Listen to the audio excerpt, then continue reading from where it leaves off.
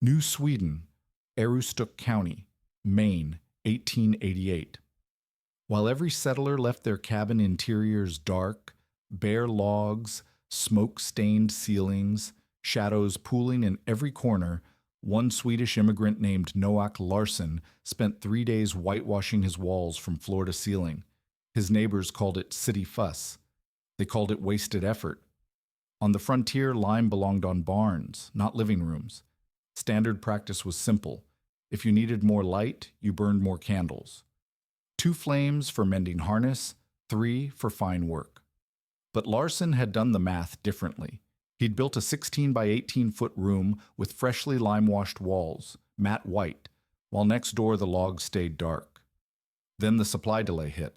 Roads stormed out. Candle stores ran thin right when November darkness arrived early and stayed late. Conventional cabins burned through their stock, 2, 3 flames at once, just to see well enough to work. But in Larsson's whitewashed room, one single tallow candle threw enough light to equal 3 flames next door. Same candle, same 5-hour burn time, triple the usable light. What did he understand about reflection and efficiency that everyone else dismissed as foolishness? And how did his simple white walls turn 1 flame into 3 men's worth of light? If you value stories of practical wisdom that stood the test of time, make sure to subscribe. We've got more documented accounts worth remembering. Comment your city and time. We love reading where these documentaries reach. Winter night in the Swedish colony country of New Sweden, Aroostook County, Maine, a hard place where darkness arrives early and stays. The Larsson cluster on Station Road exists by the late 1800s. The Larsson-Ostlund house is dated circa 1888 in the historic record, likely completed by around 1890. Inside, a simple frontier test is underway, one that will challenge everything the neighbors believe about light, efficiency, and what belongs in a working cabin. The room measures roughly 16 by 18 feet. That's 288 square feet of floor, but the real number that matters is volume. With a low ceiling, around 7 feet, there are about 2,000 cubic feet of air to light, not just warm. This isn't a parlor. This is a workspace where harness gets mended, tools get repaired, beans get shelled, and accounts get settled after the sun goes down. On the frontier, evening hours aren't leisure. They're the margin between staying ahead and falling behind. Noak Larsson strikes a match and lights a single molded tallow candle. It's a common grade 10s candle, 10 to the pound, with a documented burn time of 5 hours and 9 minutes. Nothing fancy, nothing expensive. The kind of candle that shows up in bulk orders and household inventories across northern New England. Tallow candles cost roughly 16 to 25 cents per pound, which means this single flame represents about 2 to 2.5 cents of consumable resource. That matters when you're counting pennies through a long winter, and it matters even more when supply lines break down and the candle box starts running thin. The flame catches, steadies, and throws its small cone of light into the room. But this room is different. The walls are freshly lime-washed, matte white from floor to ceiling, across every log surface, up onto the rafters. The effect is immediate and measurable. Light that would normally get swallowed by dark wood bounces back instead, spreading soft illumination across the workspace where hands and eyes actually operate. Next door, in Jedediah Crane's cabin, the logs are smoke-darkened, the way most frontier interiors stay. Same candle would produce a different result entirely. The physics are straightforward, even if most settlers never think about them in those terms. White paint and white surfaces reflect about 75 to 85% of the light that hits them. Dark paint and dark surfaces fall around 15 to 20%, and some very dark surfaces go lower still. A candle doesn't fill a room with light, it throws a focused cone, and what happens next depends entirely on what that light encounters. In a dark cabin, most of it gets absorbed. The flame illuminates a small circle, and beyond that circle, shadows press in from every direction. In a whitewashed cabin, the light bounces, spreads, and works harder without burning any faster. Larsson didn't invent this principle. He brought it with him, part of the Swedish log-building tradition that crossed the Atlantic with families who knew how to make limited resources stretch farther. Swedish immigrants in New Sweden were already known for distinct construction practices, tight joinery, and a farmer's instinct for treating every consumable, food, fuel, light, as something that had to last. But to his neighbors, the whitewashed walls looked like city fuss, wasted effort, time that could have been spent on something practical instead of something decorative. Jedediah Crane made his opinion plain from the start. Crane represented the established Yankee building voice in northern New England, men who trusted sawn lumber, clean interiors, and the idea that a cabin's appearance signaled competence. He'd seen plenty of log construction, and in his experience, if a room was dark, you solved it the obvious way. Burn more candles, or move your work closer to the flame. Painting logs struck him as backwards. Lime belonged on barns, not living rooms. On the frontier, time was money, and spending 3 days whitewashing an interior seemed like the kind of mistake a man made when he didn't understand what real work looked like. But Larson wasn't chasing beauty. He was chasing efficiency, and the wager he'd set for himself was simple. If the room could be made to throw light back into itself, the family wouldn't just save money, they'd survive winter work with fewer flames, less risk, and a candle box that lasted when it needed to most. The conventional approach was everywhere around him. Standard frontier practice left interior logs dark. If more light was needed, you lit another candle. 2 flames for detailed work. 3 if you were doing something that required steady hands and clear sight. Nobody questioned it because it worked well enough, and working well enough was usually sufficient when you had a dozen other problems pressing harder. But sufficient wasn't the same as smart, and Larson had learned long ago that the smartest man on the frontier wasn't the one who bought more. He was the one who made what he had go farther. Lars Noack, who ran the blacksmith shop in the district, stopped by one evening and stood in the doorway watching that single candle work. Noack's trade depended on usable evening light. Repairing ironwork and setting tool handles were detail work, where shadows cost time and mistakes cost money. He'd burned plenty of tallow in his own shop, and he knew what one flame normally produced. But standing in Larson's whitewashed room, he could see the difference without anyone explaining it. The light didn't just reach farther, it filled the space more evenly, reducing the hard shadows that made fine work difficult. Same candle, same burn time, different result. The mockery didn't stop with Crane. Others in the settlement looked at those white walls and saw effort misplaced, resources wasted on appearance when function should have come first. They saw a man who didn't understand frontier priorities, who'd brought old-world habits to a new-world situation and refused to adapt. What they didn't see yet, what they couldn't see until the test arrived, was that Larson had adapted perfectly. He'd taken a traditional material practice, understood its practical benefit, and applied it to a problem everyone else accepted as unsolvable: how to make winter darkness less expensive, less dangerous, and less limiting without burning through resources faster than they could be replaced. The candle burned steady. 5 hours and 9 minutes of light from a 2-cent piece of tallow. In a dark cabin, that flame lights a small circle. In this whitewashed room, it lights the space where a family works. And the difference isn't poetry. It's measurable, repeatable, and about to become undeniable. Lighting wasn't ambience on the frontier. It was logistics, and the numbers told a story that every household understood without needing it explained. Mid-19th century accounts suggest an average middle-class household used roughly 100 pounds of candles per year. That wasn't decoration. That wasn't luxury. That was the baseline cost of seeing well enough to work after sunset. And in northern Maine, where winter darkness stretched from 4 in the afternoon until 7 the next morning, those 100 pounds represented a significant portion of the household budget. Tallow candles were the working class standard because they were cheap enough to burn regularly. At 16 to 25 cents per pound, a family could afford to keep the evening hours productive without breaking the bank. But cheap didn't mean convenient, and it didn't mean clean. Tallow had a low melting point around 100 degrees Fahrenheit, which created problems in summer storage and meant candles went soft in warm weather. They burned smoky and sooty, requiring frequent snuffing to keep the flame steady. The smell was distinct, rendered animal fat burning slowly, and the residue built up on walls, ceilings, and anything else the smoke touched. Every candle burned was another layer of soot deposited across the interior surfaces, darkening them further, making next week's light even less effective. Beeswax was the alternative, and it solved most of tallow's problems. Beeswax burned cleaner, with less smoke and a higher melting point that made the candles more stable.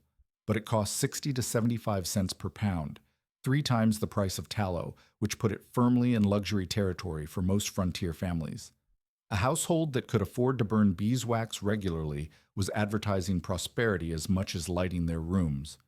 For families like the Larsons, beeswax might appear for special occasions or tasks that required the cleanest possible flame, but daily use meant tallow and the practical compromises that came with it. The mathematics of candle consumption became stark during supply disruptions, and northern Aroostook County was no stranger to those disruptions. Roads that were passable in summer turned impassable in winter. A storm could close the route to town for days or weeks. Cash flow on a frontier farm was seasonal and unpredictable, strong in harvest months, tight in winter when expenses continued but income stopped. When supply and cash both ran thin at the same time, the candlebox became a finite resource that had to be managed like flour or salt. November 1888 brought exactly that kind of pressure. Early storms made the roads difficult, then impossible. The supply wagons that normally brought goods up from the rail connections farther south couldn't make the trip, or made it slowly enough that inventory in local stores started running low. Families who'd planned to restock their candle supplies before the worst weather hit found themselves stretching what they had and reconsidering how they used it. This wasn't crisis yet.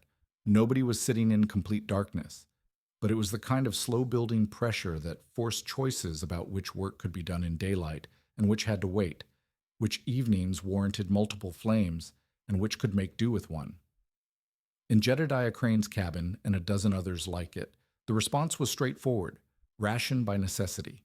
Burn 1 candle for simple tasks that didn't require much precision. Burn 2 for mending harness or patching clothes where stitches had to be placed carefully. Burn 3 for the kind of fine work that absolutely required good light: setting a tool handle, repairing a clock mechanism, copying accounts into a ledger. It was a scaling system that everyone understood, and it worked as long as the candle supply held out.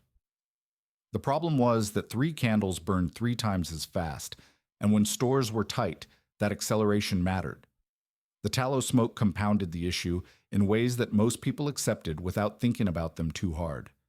More candles meant more smoke, and more smoke meant more soot depositing on already dark surfaces. The walls got darker. The ceilings got darker. The light from each individual flame had to work harder to penetrate the gloom, which meant the perception grew that even more light was needed, which meant burning even more candles. It was a slow cycle that nobody had a good answer for, because the alternative, leaving walls bare and dark, was just how log cabins looked. That was normal.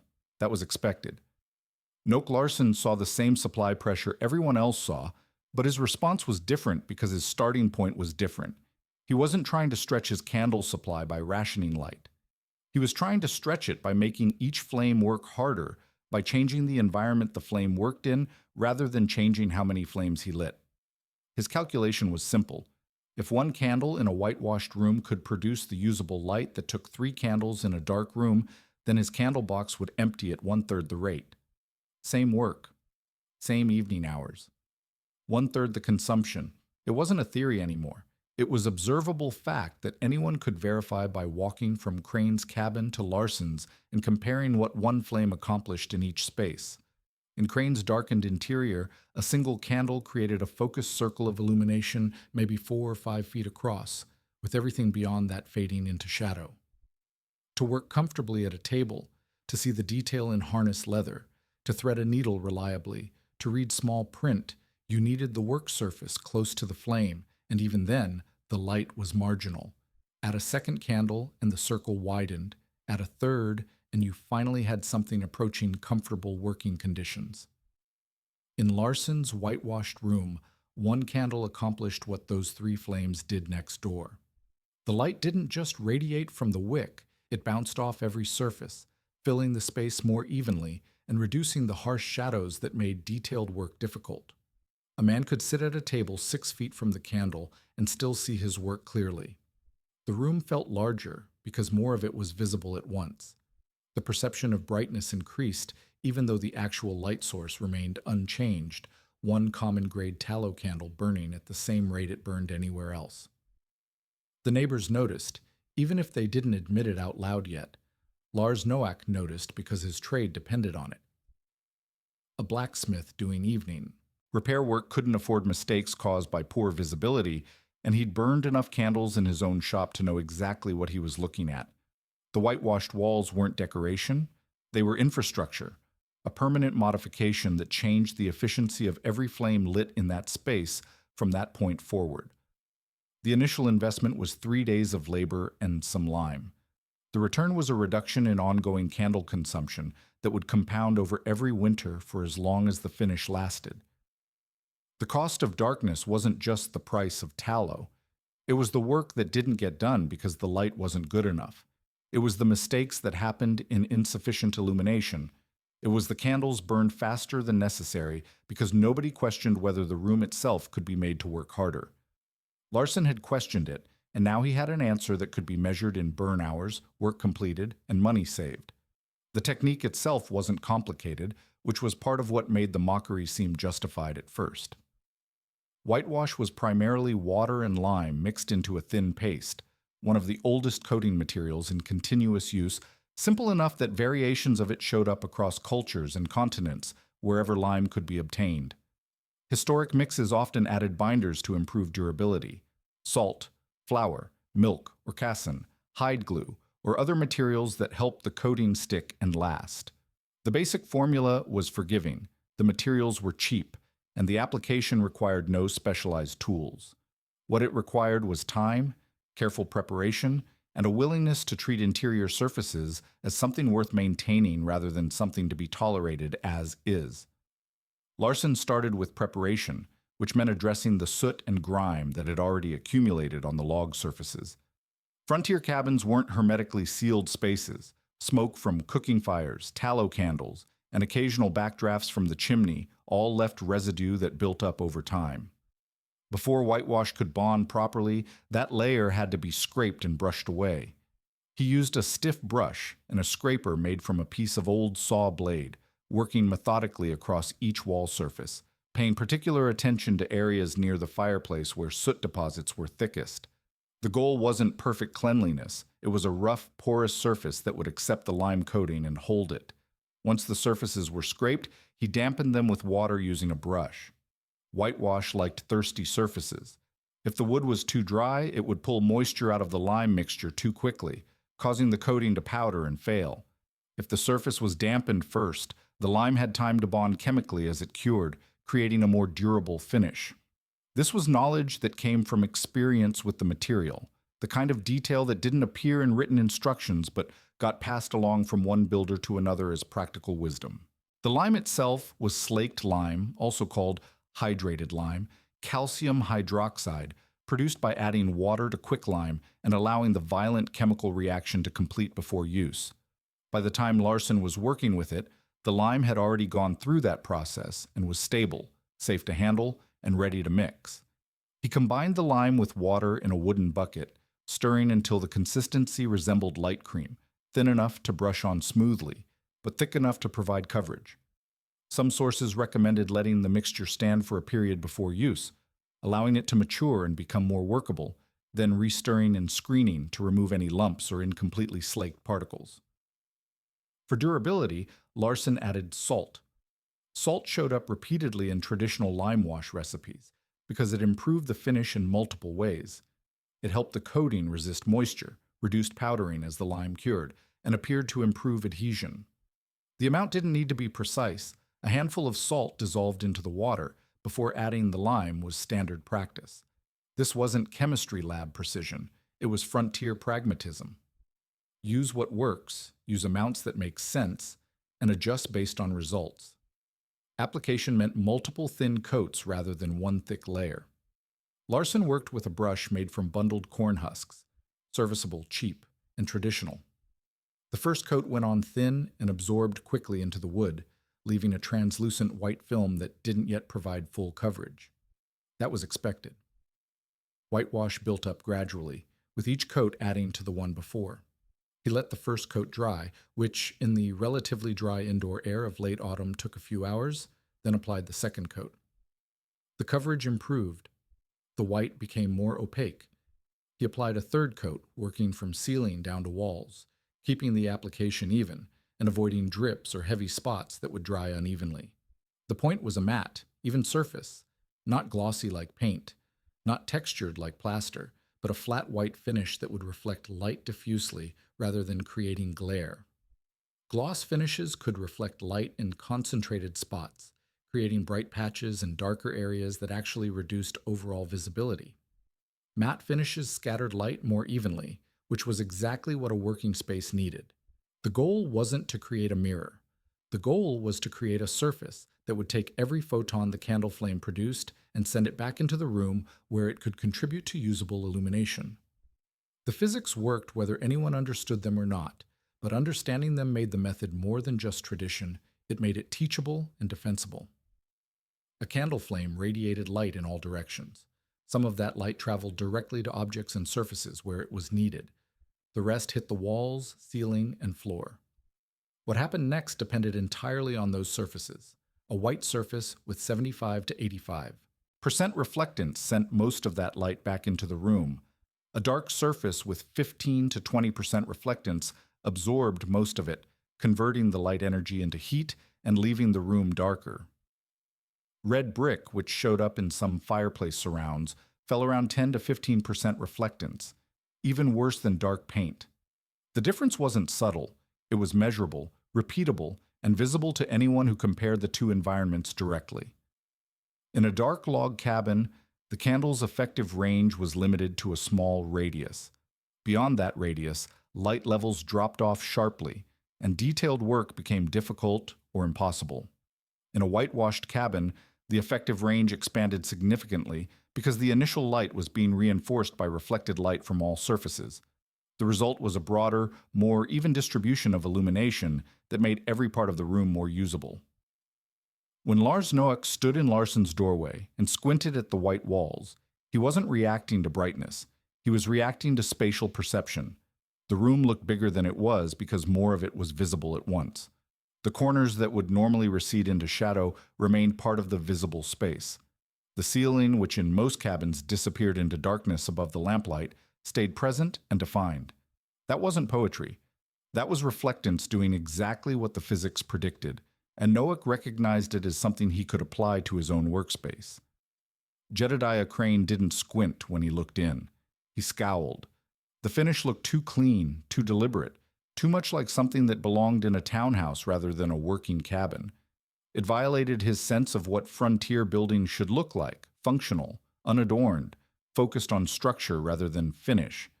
But even Crane couldn't deny what was happening with the light. One candle was doing work that normally took multiple flames, and the math on that was straightforward enough that arguing against it required ignoring observable reality. The method was now visible, documented in a real building that neighbors could visit and evaluate for themselves. The materials were available. The technique was simple enough that anyone with time and a bucket could replicate it. The cost was minimal, lime and labor, and the benefit was ongoing, compounding with every evening that required light. What had been mockery was starting to shift toward curiosity, and curiosity was the first step toward adoption. The stretch of brutal winter weather arrived in late November and settled in through December like something that had no intention of leaving. The storms that had disrupted supply lines in early autumn hadn't cleared, they'd intensified, and the roads that connected New Sweden to the rail towns farther south became impassable for weeks at a time. What had been inconvenience became constraint. Families that had planned to restock before the worst cold arrived found themselves managing finite supplies with no clear timeline for resupply. Candle consumption wasn't just a budget concern anymore. It was a logistics problem with direct consequences for how much work could get accomplished during the short days and long nights. In Jedediah Crane's cabin and most others in the settlement, the conventional approach held ration by priority, burn what you must, and accept that some work would have to wait for better conditions. Simple tasks, eating, moving around the cabin, tending the fire, could be done with minimal light or by firelight alone. But the work that kept a frontier household running couldn't all wait for spring. Harness wore out and needed mending. Tools broke and required repair. Clothes needed patching. Accounts needed reconciling. Seeds needed sorting for spring planting. All of it was detail work that required steady hands and clear sight, and all of it happened in evening hours when the day's primary labor was finished. Crane's solution was the same solution generations of settlers had used. Bring the work close to the flame and burn as many candles as the task required.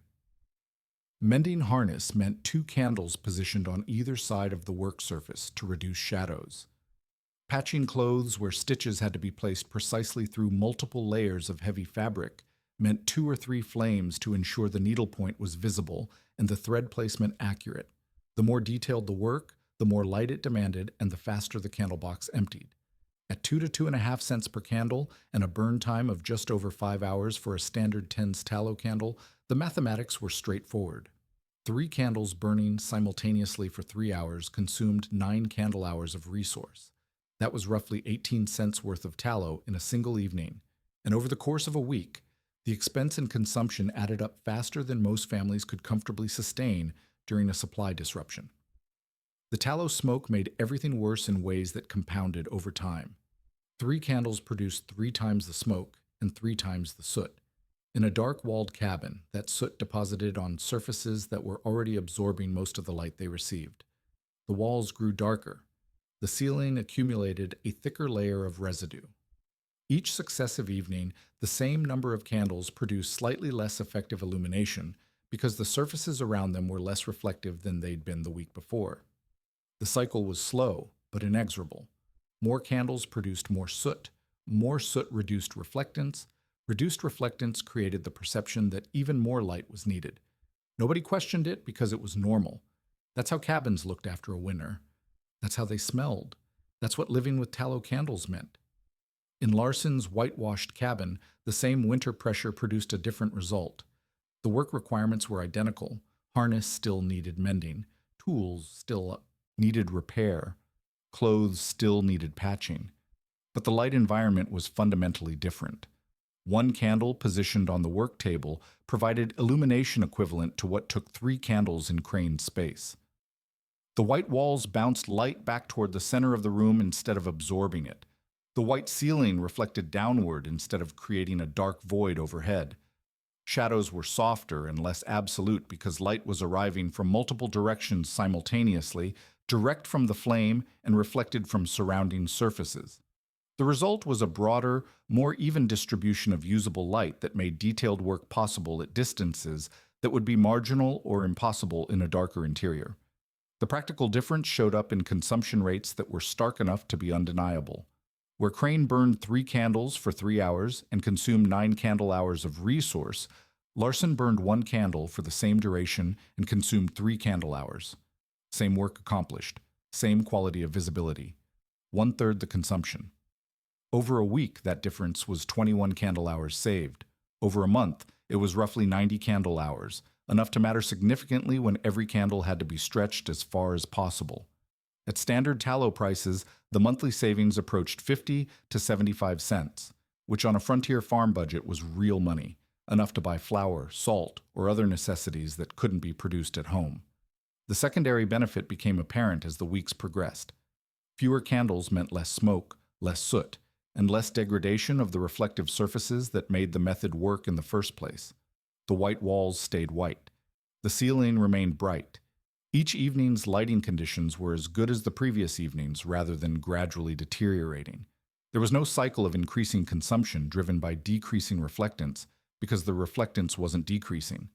The lime finish was durable enough to withstand occasional cleaning, and even the soot that did accumulate could be wiped away more easily from a smooth lime-washed surface than from rough, darkened wood. Lars Noak recognized the implications immediately.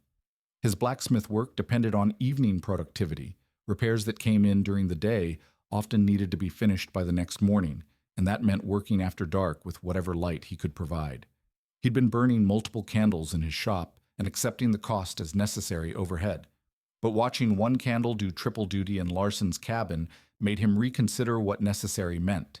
If the same result could be achieved at one-third the cost by changing the environment rather than multiplying the light sources, that was a modification worth making. The labor investment was 3 days. The return was permanent reduction in operating expense. The school teacher in the New Sweden district, a woman whose name appeared in settlement records, but whose daily work depended entirely on being able to see well enough to prepare lessons, grade assignments, and manage evening tasks, made the same calculation from a different angle. Her candle consumption was already carefully managed because her budget allowed no waste. But careful management still meant compromise. Some tasks got delayed, some work got done in marginal light, and some evenings were simply too dark to be productive. The whitewash method offered a way to expand productive hours without expanding consumption, which for someone operating on a teacher's frontier salary was the difference between keeping up and falling behind. Crane still scowled when the subject came up, but the scowl had less conviction behind it now. The method worked. The proof was observable, measurable, and repeatable. The lime wasn't expensive, the labor wasn't specialized. The result was a permanent improvement that reduced ongoing costs every single day. Arguing against it required ignoring mathematics that anyone could verify with a candle and a pocket watch. The mockery didn't stop entirely. Old opinions died hard, and some men would rather be right than effective, but it lost its authority. When a skilled tradesman and a school teacher both adopted the method independently after seeing the results, the method stopped being Larson's eccentricity and started being common sense. The winter work test had arrived. Conventional wisdom had failed to optimize for it, and the proven method had demonstrated exactly what it promised. One flame doing the work of 3, candle stores lasting 3 times longer, and money saved that could be spent on things that couldn't be stretched through cleverness alone. By late winter, the questions had shifted from whether the method worked to how exactly it was done. Lars Noack was the first to ask directly, showing up at Larson's door on a clear February evening with a bucket and a practical question about proportions.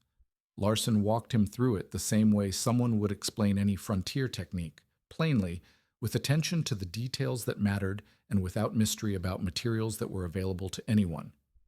Lime and water, mixed to the consistency of light cream. Optional salt dissolved into the water first to improve durability. Multiple thin coats rather than one thick application. Let each coat dry before adding the next. Keep the surface damp before applying so the lime bonds properly instead of just sitting on top of the wood. The instructions took less than 10 minutes to convey, and Noack had everything he needed to replicate the results in his own workspace. Within a month, Noack's blacksmith shop had white walls, and the difference was immediately apparent to anyone who came in after dark.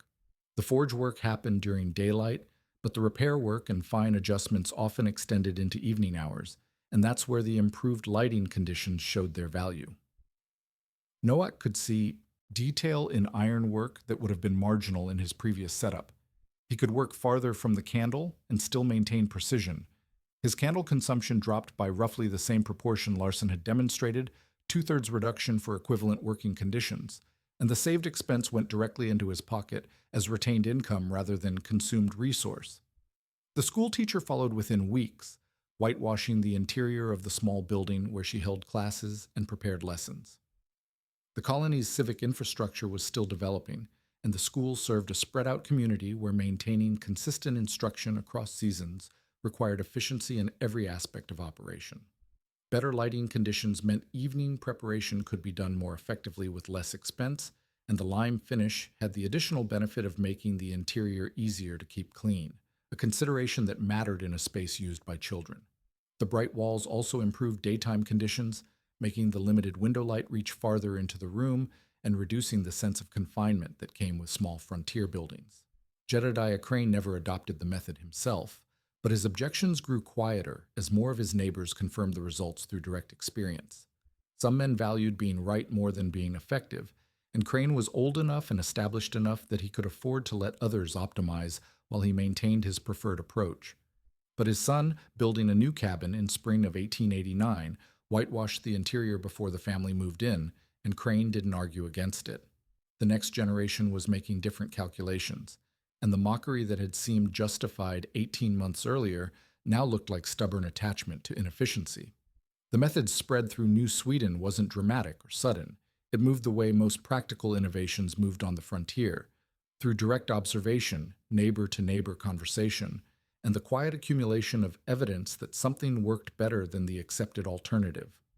By 1890, multiple households in the Larson cluster on Station Road had whitewashed interiors, and the practice was familiar enough that newcomers to the settlement encountered it as local knowledge rather than individual eccentricity. The Swedish immigrant community had brought log building traditions with them from the old country, and the interior finishing techniques became part of that transmitted knowledge, methods that worked in Northern Europe and continued working in Northern Maine because the principles were sound regardless of geography. The broader historical context supported what was happening in New Sweden, even if most settlers weren't aware of the documentation.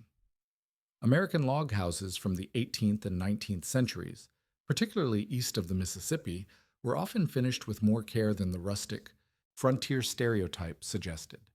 Some were covered with clapboards on the exterior for weather protection. Others were plastered and whitewashed inside once time and resources allowed. The bare log cabin that dominated popular imagination was often a temporary condition rather than a permanent state, the first-year structure that got improved as the household became established and could invest labor in refinements beyond immediate survival. Interior finishes weren't frivolous. They were practical responses to real problems: weather tightness, cleanliness, fire safety, and yes, lighting efficiency. Harold R. Shurtleff, the restoration professional and painter who later wrote The Log Cabin Myth, documented this gap between popular perception and historical reality. The log cabin had become a powerful symbol in American culture, associated with frontier hardship, honest labor, and democratic values.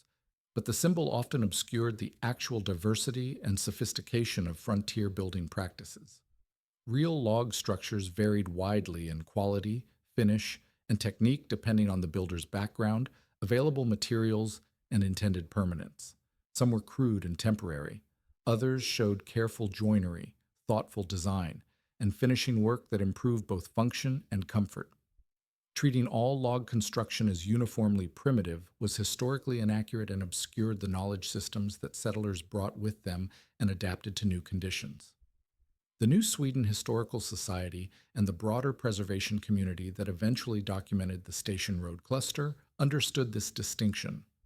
When the Larson Ostland House and surrounding structures were evaluated for the National Register of Historic Places, the assessment looked at construction techniques, materials, and the ways Swedish building traditions had been maintained and modified in an American context. The whitewashed interiors weren't anomalies. They were part of a documented pattern of immigrant communities bringing old-world practical knowledge to frontier conditions and proving through results that traditional methods often outperformed the locally accepted approaches. Modern lighting designers would eventually articulate the same principles Larson had applied through practical experience. High reflectance interiors reduce the amount of artificial light needed to achieve comfortable working conditions. White or near-white surfaces with 75 to 85% reflectance allow a single light source to effectively illuminate a larger space than dark surfaces with 15 to 20% reflectance. The physics haven't changed. The mathematics haven't changed. What changed was the formalization of knowledge that frontier builders like Larson already possessed and applied without needing technical terminology to justify it. The legacy wasn't written in dramatic terms or preserved in folk stories about the man who defied his neighbors. It was preserved in buildings that still stand, in historical documentation that records what was built and how, and in the quiet recognition that frontier innovation often came from adapting traditional knowledge rather than inventing entirely new solutions. Larson hadn't discovered something unknown. He'd remembered something his culture already knew and applied it in a context where it proved more effective than the local standard.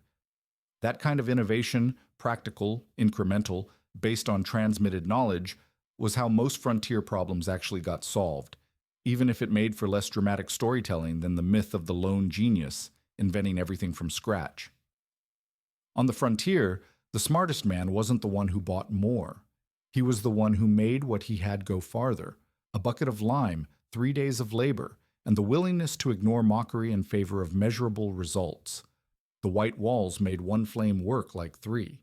The candle box lasted through the winter, and the method spread because it worked, not because anyone preached it, but because the numbers were undeniable and the technique was simple enough that anyone who wanted to could repeat it. That was vindication enough, and it was the kind of vindication that lasted because it was built into the walls themselves, still visible more than a century later when historians came looking for what frontier builders actually knew and how that knowledge survived.